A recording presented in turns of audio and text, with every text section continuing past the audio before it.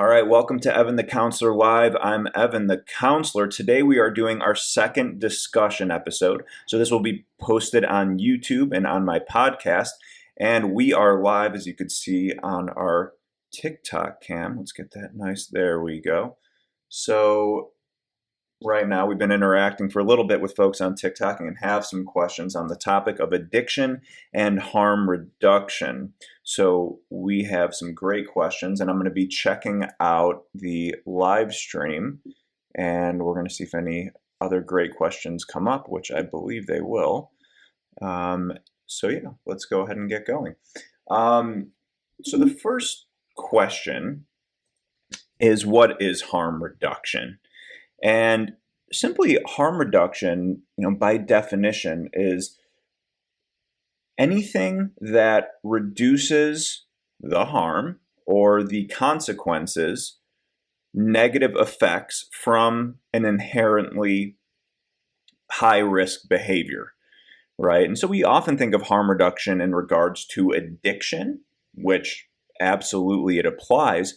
But we do harm reduction in a lot of other areas. And I always tell people that harm reduction is two things. It is policy and it is an actual therapeutic intervention.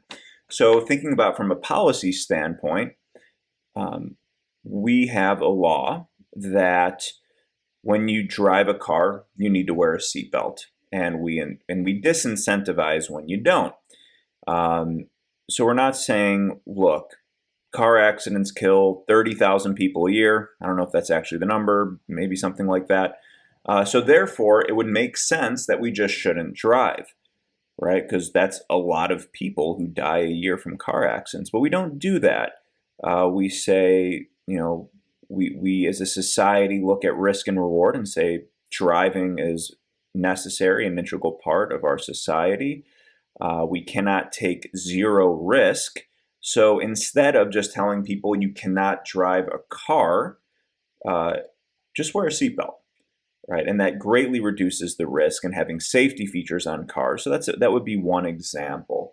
And when I say it's a policy, it really comes down to a public health policy as well.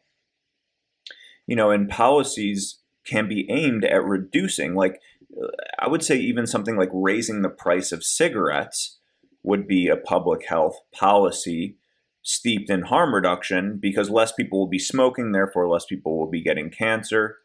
So there's a couple attempts, aims within harm reduction. One of those is to save lives and improve the lives of people. The other intention is to save money. If we want to look at it from a more cynical perspective as well, to say, hey, when folks are having accidents from alcohol use, they're having medical issues from whatever risky, harmful behavior they're doing, that costs society money. So it really is important. And sometimes things could be good for the individual and as well for society. So it's really balancing that out. Some other examples of policy would be something like investing money in sexual health education, and just giving out condoms, having programs that do as such. So we find that abstinence-based programming for sex doesn't work, or doesn't work very well, because you're telling people to not do something that's extremely natural and rewarding, right? That'd be like going around and telling people that you should, and just shaming people, telling them they shouldn't eat any sugar or any fatty foods. It's just not going to work. I call this the upstream principle. And it's something I just kind of came up with in my head, which is that when you're trying to fight, it's like swimming upstream and trying to change the direction of the river. You could only change nature so much. And whenever you fight nature, nature is going to win 99 out of 100 times. And I think that really fits into the harm reduction principle of saying, like, we're not going to just go around and tell people don't have sex, don't do this, don't drive, because you're fighting nature. And maybe there's like a small subset of people, right, that can really go, stick to a diet their whole life. Um, and for them, even for like a vegetarian, maybe it's something that they enjoy doing or they don't even like meat. So for them, it's not really fighting nature. Something like alcohol, it is realistic for a lot of people to be abstinent, but it's really, really damn hard. And it sometimes takes people multiple tries to do that. So we want to be fighting nature as little as possible. Sometimes we just have to, but when you're just trying to swim upstream and hope the river changes, you know, it's like the bad Santa principle of you could shit in one hand and wish in the other and see which one fills up first. I only use that with some with some of my favorite clients who I've been seeing for many years. Sometimes I'll bring that line up. So it's not really like professional therapeutically, but if I've been seeing them for a couple of years, they get a kick out of it. Um, so other examples. So now if we're moving into addiction, some examples of harm reduction policy. One of the biggest ones would be syringe exchanges. And they have been very controversial. And in some ways, you could see why. As far as a syringe exchange, I was like, why would we enable people with addiction by giving them clean needles? Wouldn't that make the problem worse? Isn't that incentivizing them to continue to use heroin? And I mean, I get where that thought comes from. And I think, you know, if we didn't know what we knew today, I could see where you could have a debate on that. But the research is pretty clear. And again, you're trying to fight nature a bit and just saying, well, we're just going to put a bunch of consequences in your way and hope that you don't use heroin. It doesn't really work very well, just telling people not to do something. And consequences work, punishment works, but it doesn't work as good as positive reinforcement. It's interesting. So the first exposure I had was I worked for this place, and they've changed names since, but at the time it was the Minnesota AIDS Project. And they had the largest syringe exchange in the state. And so it was pretty eye-opening because I'd really been more steeped and my experience was more within the abstinence based. And not that all of it was abstinence in like the treatment centers, right? But much more abstinence based than harm reduction. So it was really eye-opening, and it was actually really enjoyed it. I mean, I worked at the syringe exchange. People would come in, we would take some demographic data. They would choose which needles they wanted. We'd give them condoms. So it's like they get little goodie bags, right? And you get to know some of these folks, and it's kind of interesting. You never knew who you'd run into. I actually have a crazy, crazy story about that. And I'm kind of bouncing all over, but hey, we're still within the syringe exchange. But it's kind of an interesting story. Towards the end of my addiction, I was in Chicago temporarily, where I'm from, and I was going with a group of guys that I met, and we were copping dope in some, questionable, unsafe areas for us. And so I got to know this one guy. I mean, so this was like, had been 10 years prior, this 18-year-old kid that I had met who was an addict. And, we would go together throughout that summer and pick up. And so, I mean, I lost touch with him, obviously, when I got sober. It's not like we were really good friends or anything like that. So this was in Chicago. Then I, moved to Minneapolis. And then 10 years later, here we are. I'm sitting in the syringe exchange, and this dude walks in. I don't recognize him. I think it was just, I don't remember what it was that tipped me off. But I mean, eventually I realized, wait, this is the dude that 10 years ago in Chicago, I used to go get drugs with. And he didn't look almost anything like himself. I mean, at the time, he's like 18, kind of smaller, softer. And, this guy's walking, he's like 6'2", muscular. And I don't know, I can't remember what tipped it off. I think maybe he did tell me his name. And it was just like it was a complete mind fuck of like, what are the odds? So you never really knew what you were going to get coming in. People that I'd met in the sober community that had relapsed. but it was really about non-judgment. And I learned a lot from some of the folks who ran the syringe exchange. And it was pretty incredible to see how non-judgmental they were, how supportive they were, how encouraging they were for any change whatsoever. And we didn't push any change on them. We didn't push treatment on them, but we always let them know, it's like, hey, if you do want any help, we're here. And I was able at the time to do some of those chemical health assessments. And so there were a lot of people that came in, and I was able to get them assessed and get them into treatment. Now, if we didn't have that syringe exchange, that would have never happened. And the guy who ran the exchange, really bright guy, really steeped in the harm reduction world. And he told me once, he's like, if we prevent one case of HIV through this syringe exchange or one case of Hep C, it pays for the entire program for 3 months, one case. And that's not a lot to ask. So it really opened my eyes more to this world. And so I really enjoyed it. And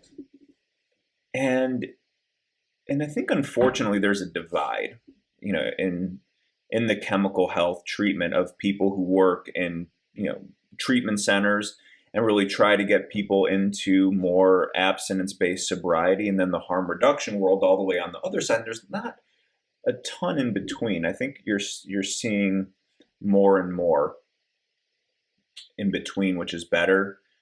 Counselors are becoming more aware of it because you can't avoid it. If you're more abstinence-based, you can't avoid harm reduction. And I think there's a lot of misconception that I see because I'm a centrist. Because I do think there's a left wing and a right wing, more conservatism and liberalism within the treatment community. And I don't necessarily think, and now you're thinking of politics, which is obvious place for your head to go, but it's not about politics. It's more about more of a conservative, traditional approach, a tried and true mindset to the newer, more progressive ideas, right? And I do believe if you just go too far to one pole and ignore the other, it's going to be a bit problematic, to say the least. And so a little bit later, I'll talk about how I believe these two things can be reconciled.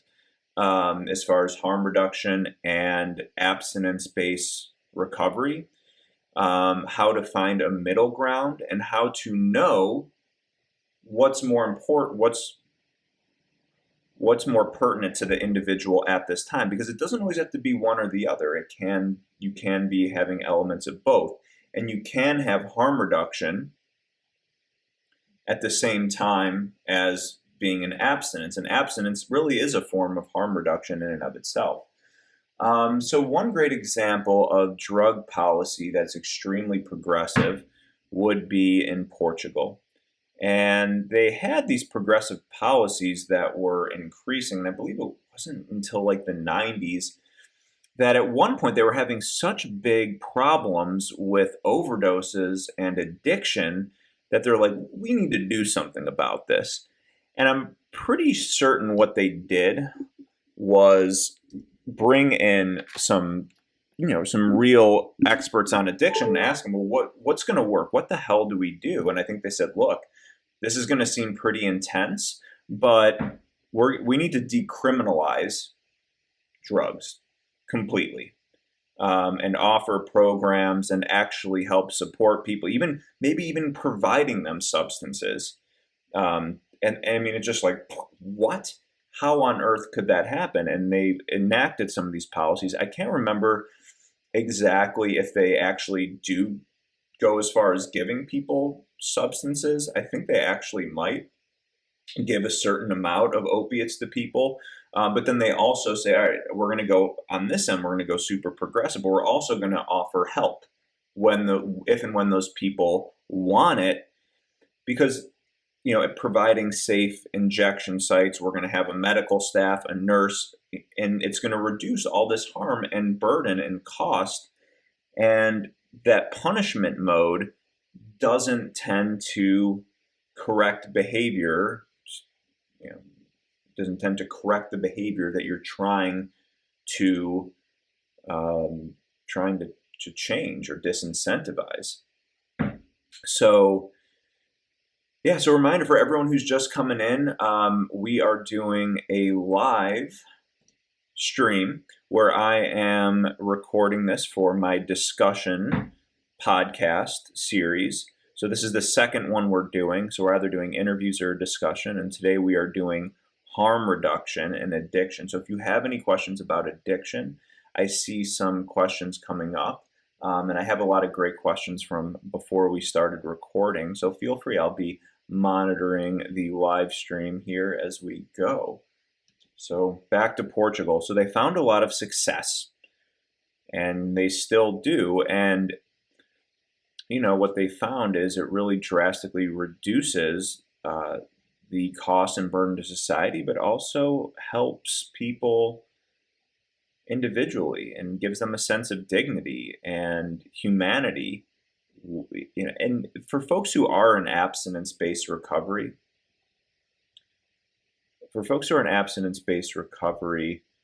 a lot of them, it's not their first try. And, let's say folks like myself who've been sober a while. Well, I didn't get sober on my first shot. It sometimes takes a while to get it. But in the meantime, I need to stay alive. And that's one of the big aims, too, that I didn't even mention yet for some reason, is staying alive, is saving lives. So instead of saying, all right, we're going to go for perfect abstinence or nothing, well, let's just be real about it. A lot of folks who get to that stage of perfect abstinence, quote, like literally not using a mind or mood altering substance.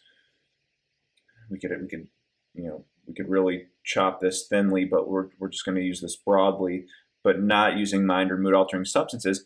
Generally, their quality of life is significantly higher than it was before. And let's just say in general, it's going to be a little bit higher than folks who are struggling to manage their use or doing more harm reduction. And, people may argue with me on this. And I don't think I'm, talking shit on harm reduction by saying this. But,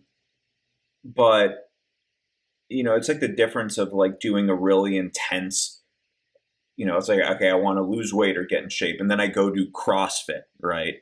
And I do the program, as they prescribe it, or P90, some really hardcore program. And then all of a sudden I do it and I'm like, holy shit, I'm shredded, right? Versus someone who's like, hey, I'm going to take a slower approach and I'm going to just, I'm going to change food habits and go for more of a long-term approach. I mean, and that's in many ways could be better and more sustainable. But if someone is able to like do triathlons and they're, probably going to be in better shape and arguably maybe healthier.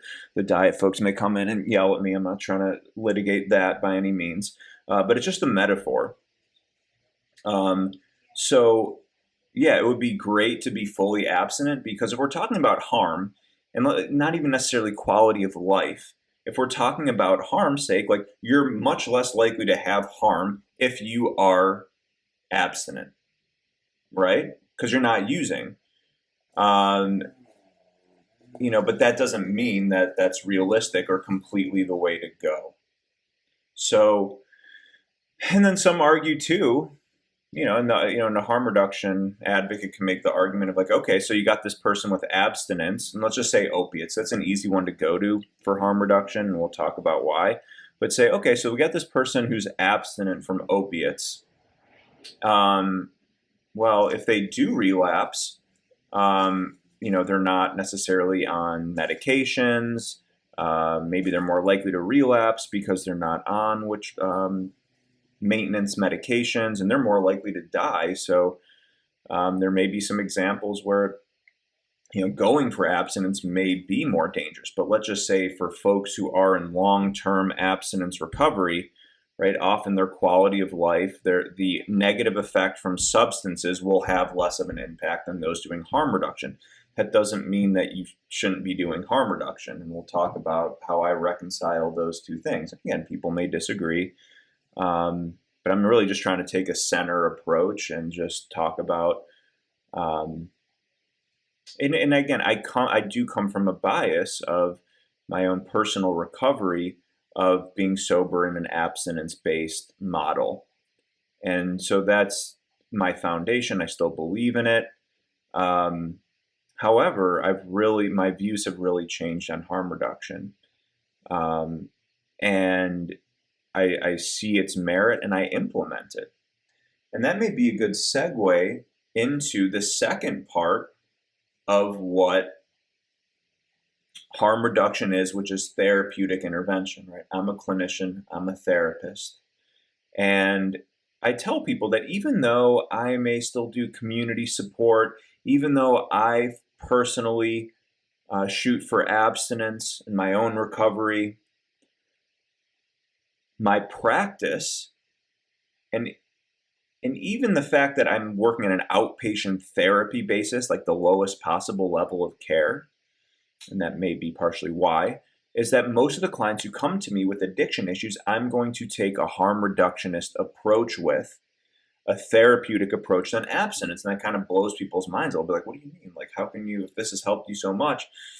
And it's not that I don't recommend people go to meetings or go to treatment, but a vast majority of people who come to me, and a vast majority of the people who have problematic use, it's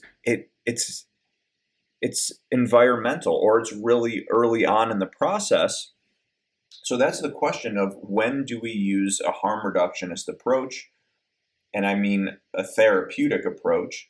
And when do we use an abstinence-based therapeutic approach as far as what we're recommending in a treatment plan? So let's talk a little more. What is a harm reduction intervention? Well, I work with people. One of the main things I do, and this does apply to abstinence too, but it's just a little bit more nuanced in harm reduction, is people work to set boundaries for themselves. And the spirit of harm reduction intervention is meeting clients where they're at. I'm not trying to push something onto them. I'm not bringing a size 8 shoe and trying to fit that. I had a professor once say that, it's like, let's just say, yeah, I have a size 8 shoe, and instead of giving them a different shoe size, I'm trying to jam everyone's foot into this or stuff some tissue paper in it. I'm trying to meet them with where they're at and looking at it from more of a long-term progressive, because if I'm trying to push people too far, and there's a great question, I saw someone in here about if interventions work, and I will address that because that's really applicable here. Trying to push somebody to pass where they're willing to do in comfort zone, it's never helpful. It's like a rubber band. If I try to pull too quickly, it snaps, versus over time, trying to expand the width of it. So we're meeting people where they're at. And so when I have someone coming in for harm reduction, I'm just asking them, like, the first thing I do is an assessment. And that's really important. Whenever people ask me what I should do, Evan, I need to quit drinking, or I don't know if I should, it's like, first thing you should do is get an assessment from a professional. And, we're assessing, how long has this been going on? What consequences has your addiction had for your life? Is it a severe use disorder? Is it a mild use disorder? What's going on in your life? If somebody is coming in and they're like, well, my wife left me 3 months ago. My son is sick in the hospital. I'm losing my job and I've been drinking too much. I'm not like, well, you are a chronic addict, alcoholic, and we're going to send you to treatment and have you go to AA meetings. Like, that would be inappropriate. Now, here's the thing. That individual may one day, or if they keep on the path that they're going, that may be more of an appropriate recommendation. I don't know. But in that moment, it's not. And I always recommend first looking at harm reduction. All right, let's see if we could get you, and here's part of the intervention, setting boundaries for yourself to reduce the amount of use, reduce the frequency, reduce the duration, the intensity, the amount. So trying to reduce that and reduce the risky behaviors. And some people are able to do that, and they use skills and techniques. We work on their motivation, we make a plan, we find replacement behaviors. And I got a bunch of videos on this on YouTube about how to make long-term changes. I got 2 videos, a 2-part series on that, about all the variables that make people successful in long-term change, and then accountability. And sometimes having those negative things happen in their life and having that accountability, they're able to then get a grip on their use and find a better sense of chemical health. And that's the first thing that we do. And here's the thing, and here's why this is important. Even if I'm not 100% sure, is this the right recommendation? Maybe I think, I don't know, this person may be better off with abstinence. If I could justify in any way them trying harm reduction first, I go there. If I push abstinence and I push 12-step, whatever, too quickly, it's going to have more damaging effects and make them less likely in the future to want to do it if they need it, if they even then need it. Because if we really try all the harm reduction techniques, sometimes people need to learn for themselves that they're on their own willpower, just not in a place to manage their substance use. They put it in their body and they have a very traditional use disorder response where the rewarding behavior, their off switch, their inhibitory neurons aren't able to shut down the system, and they continue to crave and use and find it really difficult to control, right? It's like, think of your favorite potato chip, think of your favorite dessert, imagining just eating one bite, right? Some psychopaths are able to do that, but for most of us, it's difficult, right? And for folks with addictions, imagine that times 100. And so it may not be realistic for them to control their use. So in that case, maybe we will start shifting towards abstinence-based interventions. And at that point, then their motivation may be high enough and be willing enough to do it, because abstinence is a big commitment. And that's why you don't want to push it too soon. That's why a harm reduction intervention, right, a separate from policy, a harm reduction intervention, even doing therapy can be a harm reduction intervention, because a lot of people use because of drowning emotional pain in their mental health. So if we can help them in that area, then there's going to be a decrease in their use and they're able to manage it. So we just don't know. I can't predict it. Sometimes it's fairly obvious, if someone's tried 10 treatments and failed, to maintain, failed to reduce the harm in their use, and they keep having consequences. They're having liver failure, whatever. It's like we're probably looking at more abstinence-based approaches. Now, here's actually the other thing that I recommend for a lot of people. Here's a novel idea. That for the harm reduction people, often I'll recommend a period of abstinence, whether it's a month to 3 months, to really reset and find new replacement behaviors and try to fill in the empty spaces that alcohol or drugs filled for them. And when they're able to do that if you're living a life worth living, using substances does not have the same appeal. So that's something I recommend quite often, is let's do a period of abstinence, then cut back. And again, that is a harm reduction intervention. That was a good question there. Someone asked about treatment success rates. So those are some of the pros and cons of the abstinence versus harm reduction. And sometimes I look at it like on a bell curve, right?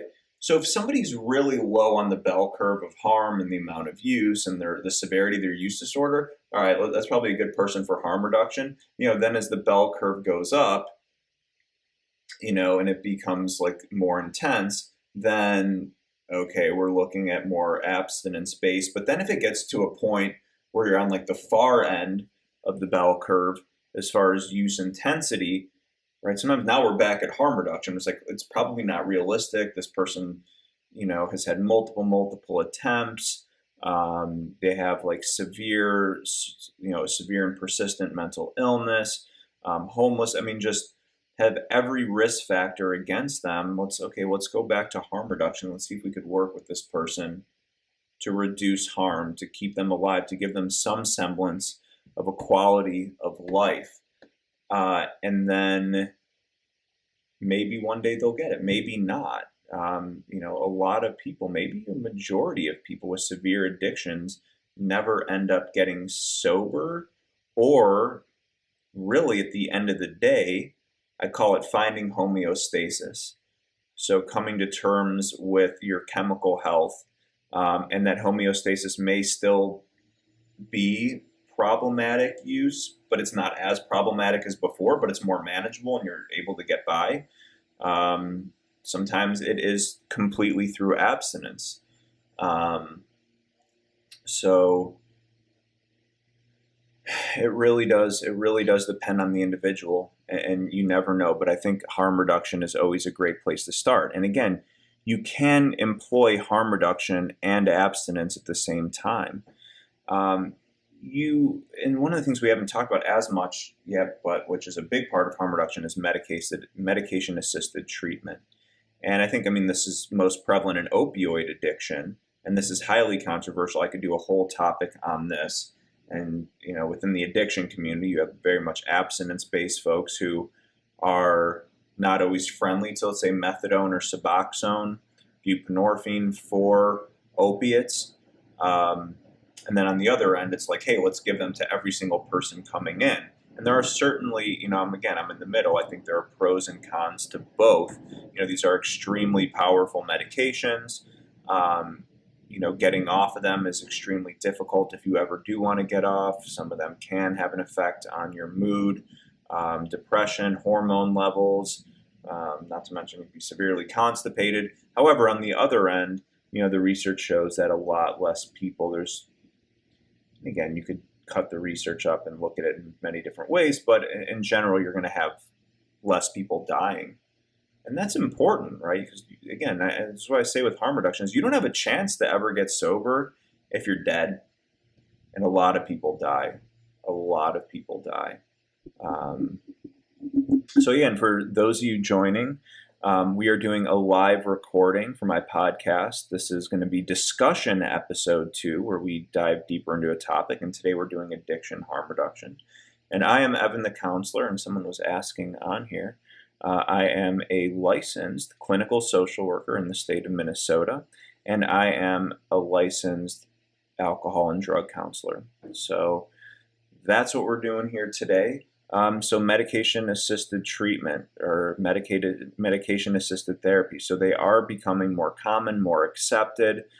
They are a part of people's recovery. Then you have ones that are less controversial because, like, let's say, the controversial ones are going to be Suboxone and methadone because, they do have intoxicating effects. Those do reduce over time.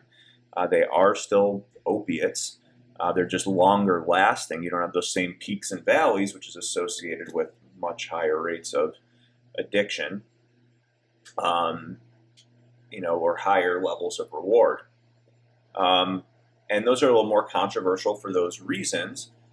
Then you have less controversial medications such as like Vivitrol, right, which is naltrexone, and I love naltrexone. All right, I'm not a med provider, but I freaking love naltrexone because for many people they have minimal side effects from it, and it's an anti-craving medication. It actually works for just about any compulsive behavior, whether it's eating, sex. It works on I believe it works on your opioid receptors. You could fact check me on that one, but I believe it is the opioid receptors that it has some interaction with. And so, Vivitrol is a long-acting one. And now you even have things like with Suboxone, with buprenorphine, where you have long-acting shots, which I do believe should be the future for a lot of medications, are these longer ones that last for a month or months, because you don't have to remember to take it. It's less likely you're able to abuse it. You have less of those peaks and valleys as far as dopamine reward. So I think all of these can be great tools in the arsenal of people finding homeostasis, finding balance in their chemical health, whether that be abstinence or not.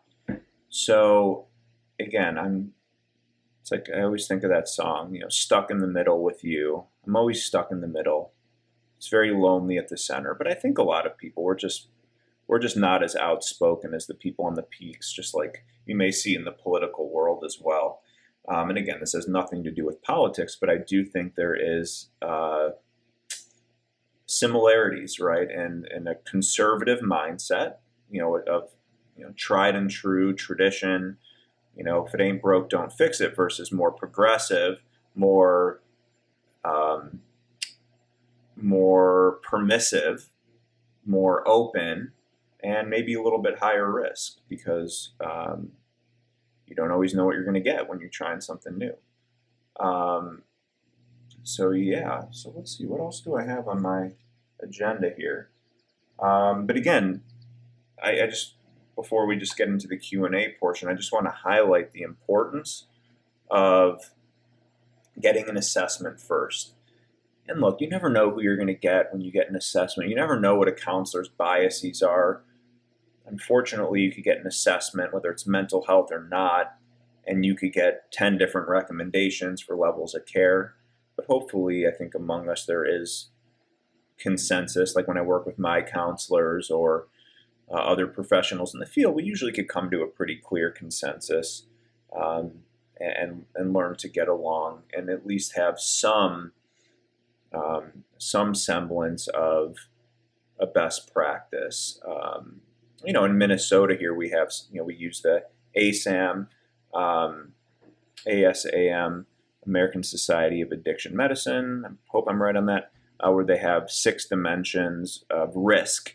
And based on those risk ratings in Minnesota, we do have a standardized system of certain recommendations, so I think is really helpful. Naltrexone is anti-craving. Someone asked that. It really helps with just about any compulsive behaviors used for alcohol, opiates. It does have much less side effects. There's not really going to be much of a sedating effect that I know of. I've never heard of it, maybe for some people.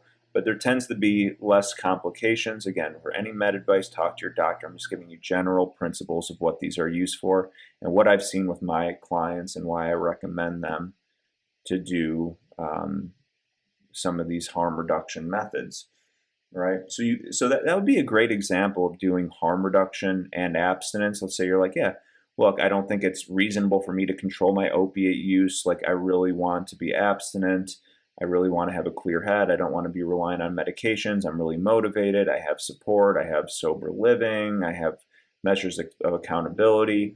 Okay, all right, so let's do abstinence, but let's employ a harm reduction method like medications, like naltrexone. That you're not going to have those same heavy, more, again, people may argue, but intoxicating effects. But yeah, I mean, a lot of folks who are in abstinence-based programs have done Suboxone, and I do think that folks maybe aren't always as honest about the intoxicating effects and just having that in your system and how that does how it does affect your mind and body. But again, Suboxone versus being on heroin, morphine, I'll pick Suboxone any day of the week. And some people are able to manage that and do. I know some people who have done that, where they do that harm reduction for a long time. Sometimes, maybe it can be a crutch, and maybe that's okay. And I have I'll put it to you this way: if opiates weren't so fucking deadly, I would probably dissuade people from Suboxone more often. I wouldn't always do it. I think it really does have a place. I think it's great, especially for short-term tapers. But long-term maintenance, just there are some downsides to it. But again, we're playing with fire, especially nowadays. So I am very reluctant to advocate against it. And I do recommend people to do. I do recommend MAT. And I do try to give people I really want to put the autonomy in their hands and not me making the decision for them. And really say, here are the pros and cons. Here's what the research shows. Here's what the experience is of many clients. Sometimes it's really hard to encapsulate folks' experiences through research. So here are what a lot of my clients' pros and cons will say. So that, I believe, ends the spiel as far as harm reduction goes. I've seen some questions coming in. So yeah, please, uh, I may not have seen them before, but go ahead and throw in your question. So what do you recommend for alcohol? Let's go to the TikTok cam. What do you recommend for alcohol withdrawals again? Well, look, alcohol withdrawals, you got to talk to a doctor on it, but generally what they're going to do is a benzo taper, like a Xanax, a Librium, Ativan, I don't know, depending on which one the doctor does and why they do it. I'm not a doctor, but this is the typical course. Um, just like if you're trying to get off a benzo, they're going to use a lesser benzo, and you got to do it over time because of what it does for you, because of what it does to your neurotransmitters. So let's see. What type of doctor would prescribe naltrexone? Pretty much anyone could, but again, I would always defer to, if you can, finding an addiction specialist, like an addiction medicine doctor, or a psychiatrist, a mental health specialist, especially a mental health specialist that does specialize in addiction. It's not always realistic, right? Sometimes, hey, a psychiatrist is booked out 3 months. There's a big shortage of them. Or a nurse practitioner that specializes in mental health or addiction. They're great NPs, even physician assistants, whatever. But I always say, if you can, find someone that specializes in addiction, if not mental health, and if you can't do that, just go to your general doctor and ask them about it. So, yeah. So that's a great question. So people ask, well, why does relapse happen so often? Well, it's really difficult. I mean, because with addiction, it really permeates deep into your mind and your body, and it becomes a tool for a lot of different things. Often many at once, for dealing with boredom, for dealing with deep trauma and emotional pain, um, dealing with everyday stress, regulating your body, regulating mood and pain. So when you get off of them, it just takes a long time for your body to adjust. And it really is, it can be physically and emotionally painful to come off substances. So it's really easy to go back and so that's why the relapse rates are high. And to get sober, abstinent, or find homeostasis, it often takes a lot of hard work and effort to make these difficult changes. It's like there's no, like if there was an easy solution, we would do it, right? It's just like, again, I don't want the diet people coming at me, but let's say, you want to lose weight, get in shape, whatever, right? Like there are some quicker fixes. You could do like gastro bypass, but short of that, it's like you have to sacrifice eating some of the foods that you want and sacrifice doing what you want to do and going to work out for an hour. I mean, that's literally, I think the parallels are exactly the same. It's just making a behavioral change is difficult. And then you just multiply that by 10 with addiction because everything is cranked up. Hold on one second. I'm going to shut my window here. Or not. Come on. We got someone trimming the bushes. There we go. We're back. So I think that's why it really is difficult. It's like Mitch Hedberg has this famous joke, comedian, local Minnesotan here. May he rest in peace. But he had a joke, and it went something like this, where he goes, I've never done heroin. It's like, I don't know how hard it is to quit, but I bet it's about the same as starting to floss, right? So quitting heroin is as difficult as it is to start flossing, right? How many times have we like had these intentions, New Year's resolutions? And so sometimes the rates are actually pretty similar to, relapse rates of other behavioral changes, even taking medications. And that's why it's so difficult. And that's why you need a significant level of motivation, accountability, having a plan. Someone came in and said they're a life coach here. And it's important to have a plan and direction, which I totally agree with. So I think that's why relapse happens often.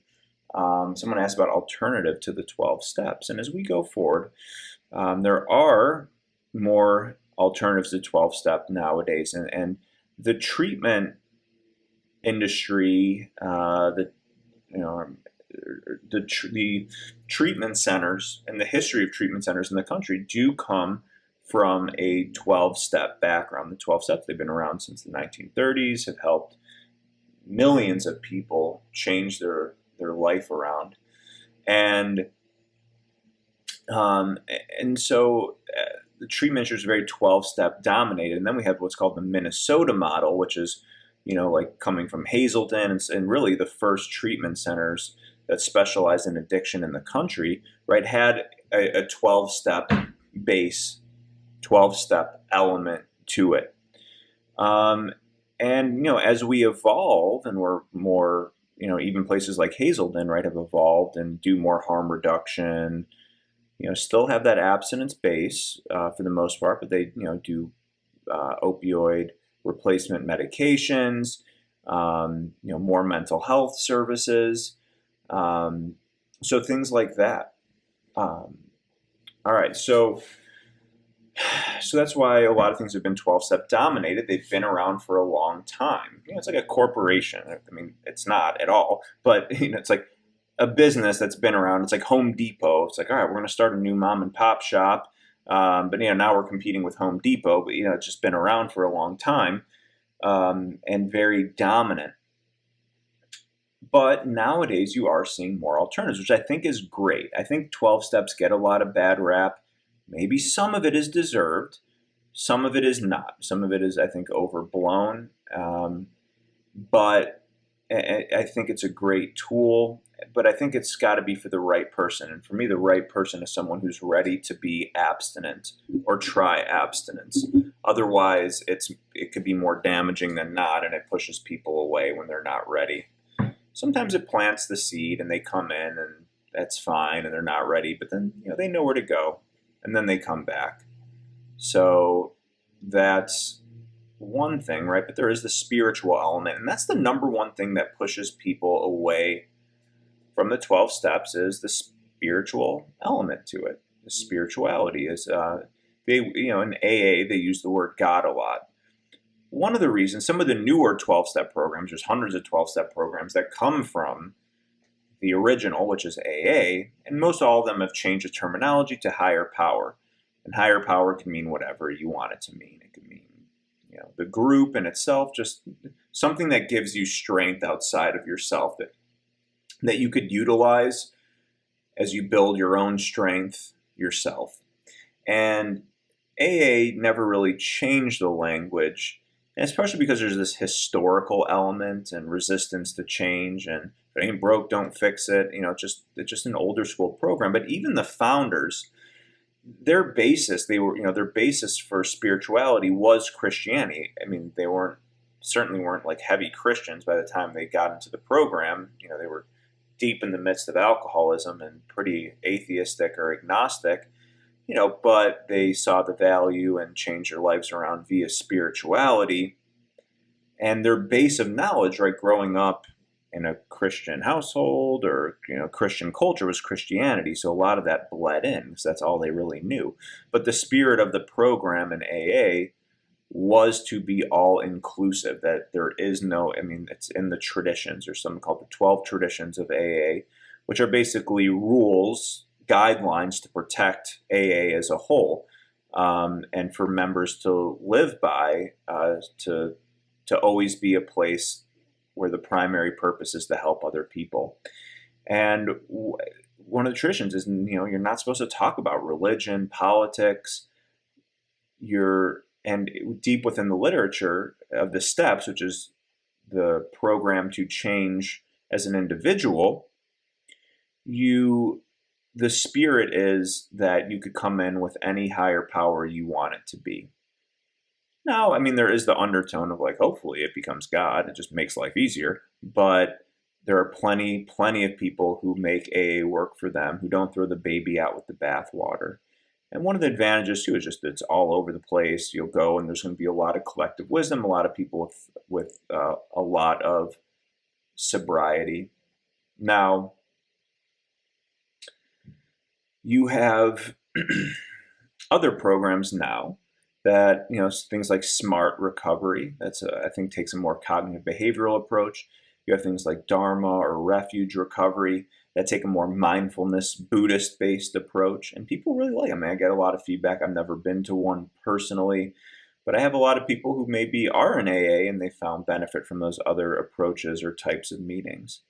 And I think at the end of the day, there are just certain variables, certain actions, certain environmental changes that if you make them, you're just more likely to stay sober, right? And so it's not just the magic of AA's program, but what else does it give you if you really take a zoom out, which is a community of other sober people? That's really hard. I mean, I could attest to how hard that is. If you and this could be one of the number one reasons why it has the success it does, is that if you think about leaving treatment and you send someone back to an environment where everyone around them uses, and maybe they could hold on for a while, but connection is so important. So if I'm hanging out and I'm going to bars with people, and eventually I'm going to go back to drinking like 99 out of 100 times. So it's crucial to have that support, and an alternative to AA could give that to you as well. Oh, someone here's in Refuge Recovery. You find it helpful? Yeah, I mean, I hear like just great things about it, from people I know who have done that. So you have that element, right? You have, and here's the thing. I tell people, like it or not, spirituality and religion, the big R word, are correlated with outcomes, with more positive outcomes, and we'll just stick with health. So people who are religious are happier and live longer. Now, let me preface this by saying I'm not religious. Okay. I'm pretty damn agnostic. Maybe that's not why. Maybe that's why I'm unhealthy and not going to live very long. But it's like an inconvenient truth that goes against my narrative, but it's just true, right? But I do, with spirituality though, I could say I'm spiritual, and I do see a value in connecting with something that you believe is higher than yourself, whether it be God, the universe, Buddhism, whatever that may be. There is benefit. There is a positive outcome from doing that. It could be very helpful for getting through hard times. Someone says, I'm an atheist. I don't think it's going to affect my longevity. Yeah, again, and these are just, it's not, I don't know if it's causal. I mean, it's correlated, and it's hard to know why exactly. But one of the reasons people think that is the connective value and how important community and relationships are to one's own health and support and overall well-being. And some of these communities too, like when they look at Centurions, they have these like really specific weird diets, and that's one of the reasons too. There's like one, I think it's in California. There's this one really tight knit religious community that has really high lifespans, like shockingly so compared to those around them. So there's been studies on them and why people think that they end up, it's like a paradox, and why they live longer. But religion is one of them, right? So with 12-step programs or some of these other programs, right, there is merit to spirituality. But again, I think people get so turned off by their upbringing from toxic religiosity that they just don't want to hear anything that has to do with it. And I get that. And that's how I was too coming in. But I think a lot of people, you can make the program work for you. I don't think that being an atheist is incompatible with a 12-step program. Others may disagree. Others in AA may disagree. But I'm pretty damn confident because I know some people who have made it work, and I've made it work for me as someone, again, who's stuck in the middle. To just have like a little radio button was stuck in the middle with you to play at all times, where I could find a way to make it work. And that is the spirit of the program. And that's the number one reason people are driven away. And I do think that AA could do a better job of communicating that. And there's some reasons why AA doesn't communicate that much. You don't really hear much from AA, and that's part of the reason for its survival. It doesn't really have opinions on things, it just does its own thing. But I think you are starting to see some changes and trying to be more inclusive with gender, very gendered language. And AA really, at the end of the day, wants to be more inclusive. It's just hard to change, just like a big old ship. And a lot of people do.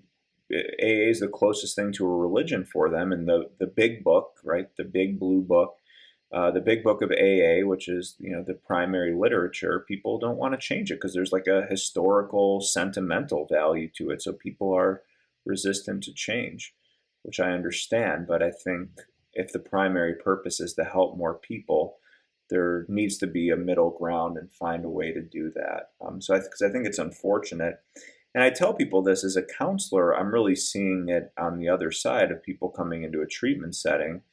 And I have to be the one to try to convince people, or like just like I'm doing now, try to explain to people why it's not a religion, and how it can be beneficial and inclusive, even if that's not something you want to do. Because it's like, let's just say the 12 steps, right?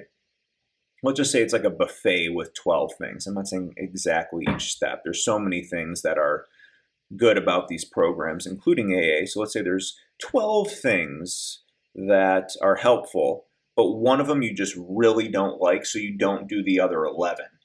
And I think that's what happens a lot. And there's a lot of people who I fear are, never get sober or who die because of those prejudices that could have benefited and could have been helped by a program like that.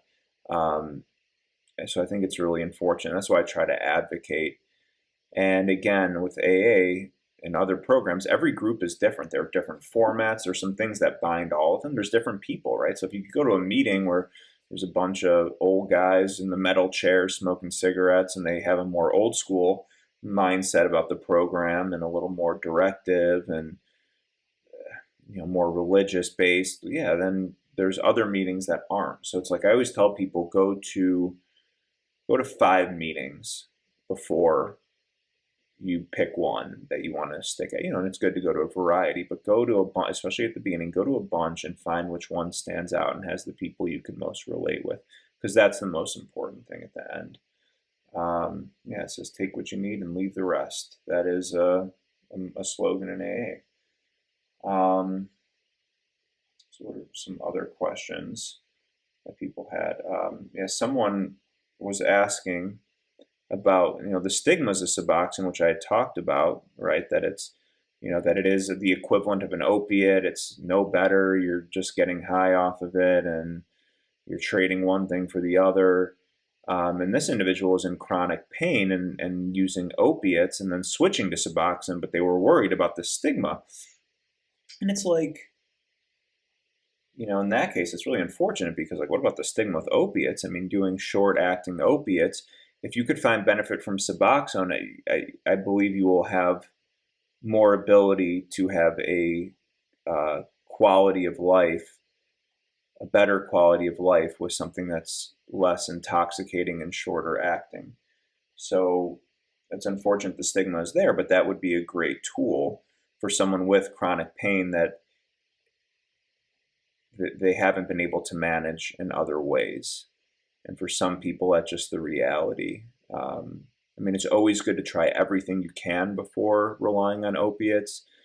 There are, different types of docs, and, that specialize in different forms of pain and physical therapy, whatever that may be. Because opiates are powerful, Suboxone is powerful. So if you could try other things, but for some people, it's at the end of the day, those things just aren't enough. And they're relegated to opiates. It's the same thing. Like, I speak out a lot about cannabis, and just because some people, and it's just a countermeasure to people who say, oh, weed's not addictive, it's not bad. So unfortunately, I have to give the counterexample. So I am a bit critical of that view of weed as, the answer to everything and non-addictive and sent down from the heavens and this completely natural whatever. But again, so let's say someone was like, hey, I think I'm going to go from opiates to smoking marijuana every day or taking whatever, using cannabis. I'd be like, hell yeah, if that works, that would be a better quality of life. Um, so do it. I wouldn't recommend it for saying, oh, I have a little anxiety, so I should smoke all day every day. Well, I definitely wouldn't recommend that. There's a lot of downsides there. So that is that question about Suboxone stigma and chronic pain. Another question: do interventions work? And I talked about this a little bit, which is interventions. One of the issues with them is it's taking an extreme measure, like it's like ripping a plant out from its root, and it could be shocking to the system. Now, sometimes, like when there's issues of safety, it can be necessary. I've done interventions, and there are some ways of having a more invitational model that's not the very traditional. It's called the Johnson method of intervention. It's like what you see on TV mostly. People do have good outcomes, but I think it's like using an antibiotic. Like you only want to use it if you really need it because there's some other effects that you want to try to avoid. So it's really crucial to meet people there. But some people are really, really far gone, and they have family there that want to support them. But I do think there are some really negative side effects, and I think there's some other ways to try to get it to happen first, versus just like not knowing what you're doing and enabling somebody, or for long periods of time, and then being like, why are they like this, and never having a conversation with them, never setting boundaries with them, and trying, then they don't do any of that, and half the time they don't know better, and then they're like, well, throwing my hands up, let's get an interventionist and go to the most extreme measure. So they can't, yes, they can work, but you want to use that tool sparingly. So someone asked about treatment success rates. Like, what's the average treatment success rate across the country, or what? And like, when you do that, you're going down a rabbit hole because it's extremely hard to measure. And then how do you define success? Do you find success as reduction of use over the following years? There's many ways you could define it.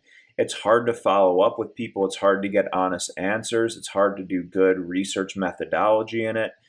And so I don't even bother anymore because it's so all over the place. And I don't know, maybe there's something better out there now, but in every treatment center is different. Okay, so let's say you go to treatment, but then do you measure what the recommendations are afterward? Is it just going to 30-day treatment and then going from there? And what's the control group? And so it's a really hard thing to study. And I wouldn't trust anywhere that really posts their success rates or says that they have higher success rates. It's usually kind of a red flag because it's really hard to know for sure. Now, I think there are some measures that you can look at, and what some measures that have been studied that it's pretty clear is that people, when they do go to treatment, they have better, even if it's not measured in the way that they want it, that they view as success, which would be abstinence for many of them. People, it actually reduces harm. So whether they realize it or not, sometimes abstinence-based treatment is actually harm reduction because, their amount of use, their frequency, amount of use, adverse incidents, hospitalizations, arrests, DUIs all actually go down even if they're not fully sober. So in some ways, it's ironically harm reduction. So I think that was the last question.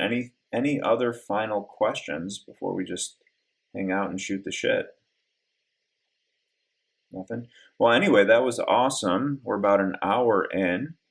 That was an amazing talk on harm reduction because of your great questions. So yes, this is our second discussion episode, and I encourage everyone who wants to reach out to me on my email that is in the link tree in my bio on TikTok. and on my website. So reach out, and I'm giving out free therapy materials for those who subscribe to my YouTube and my podcast. Instagram is a bonus, so I'm giving out some free materials. So go ahead, shoot me an email, let me know once you do. And until next time, thank you all very much, and we'll see.